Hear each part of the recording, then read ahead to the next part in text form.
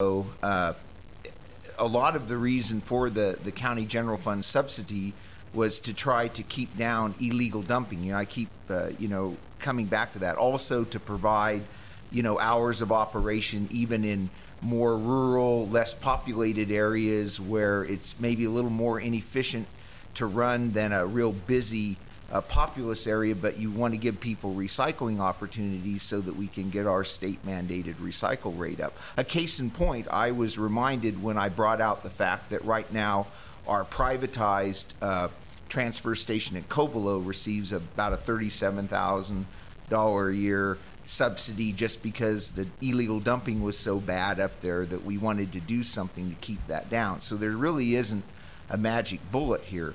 I think Ms. Wyatt had a very good point.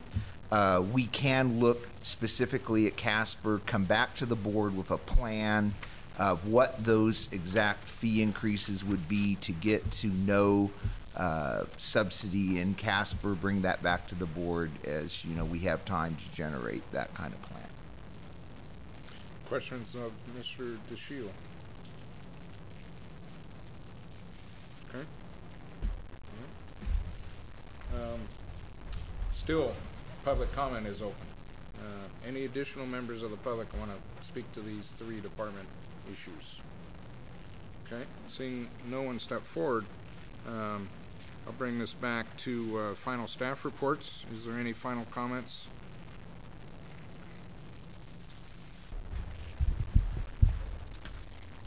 No, I don't have any other comments.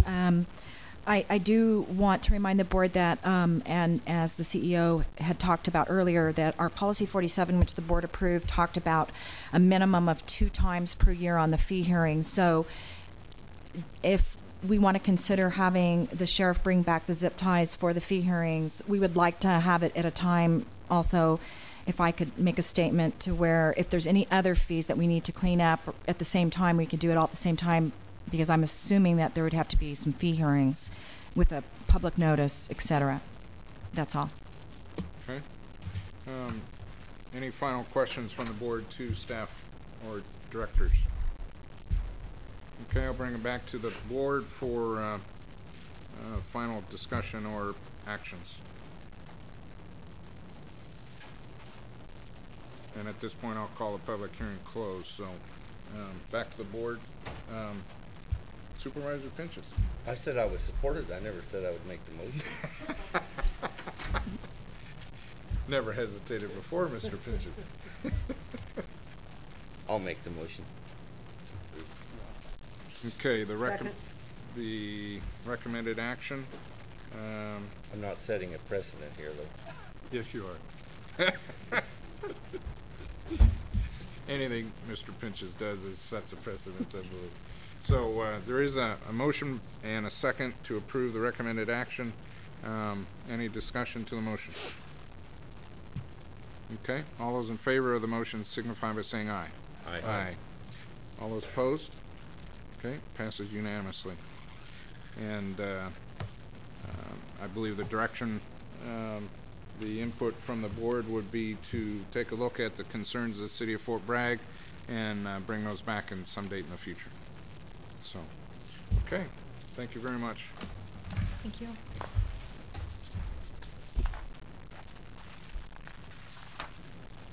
Moving along, just a little behind schedule on a timed item at 2 p.m.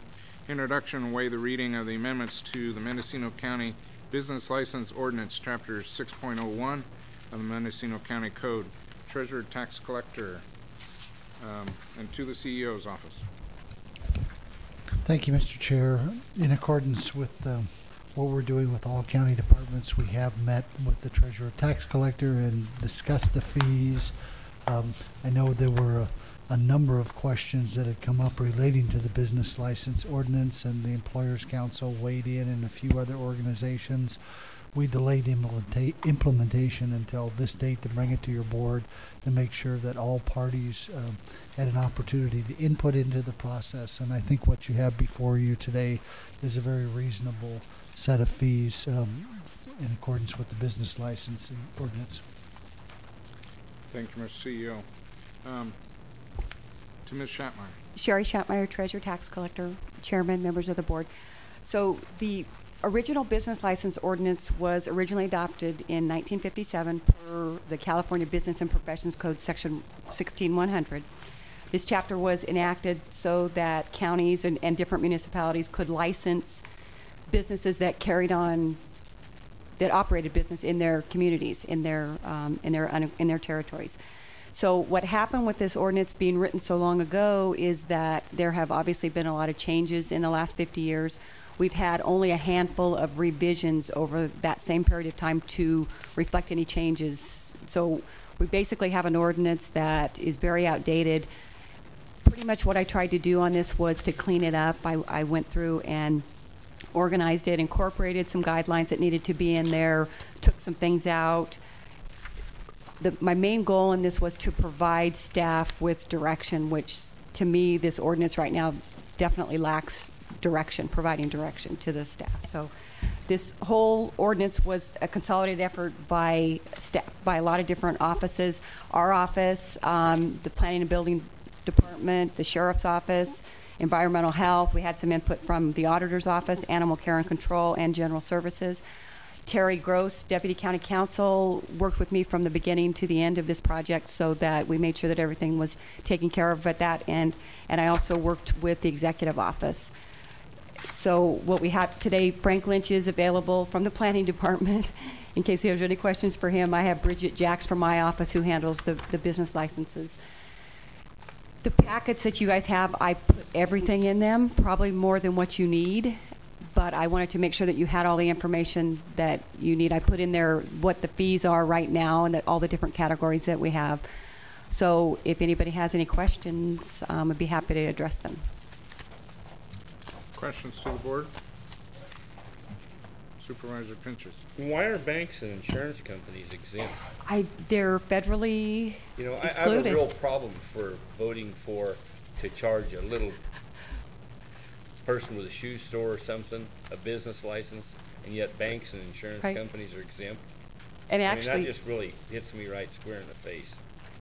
what happened on that was I actually saw that exclusion in other business licenses that I had gotten examples of, and so I actually asked Terry for an opinion on that. And she came back with that they are exempt. Any other questions? Supervisor Smith. Yes, I have a couple. Do you have any idea, I'm sure you check with other counties, Lake County, Sonoma County, how does their fee schedule compare to this? Lake County does not have county business licenses. Sonoma County does not have county business licenses. Do any counties, other counties? Other counties do, pretty spread out. There's a couple that actually have revenue generating ordinances in place where they have, I saw those ordinances. I checked this, like the city of Ukiah is what I looked at. I looked at different ordinances, but but not every county has a business license in place. So how would you compare this to a revenue generating ordinance that you just mentioned? Pretty much what would have to happen is that would, of course, have to go to the voters.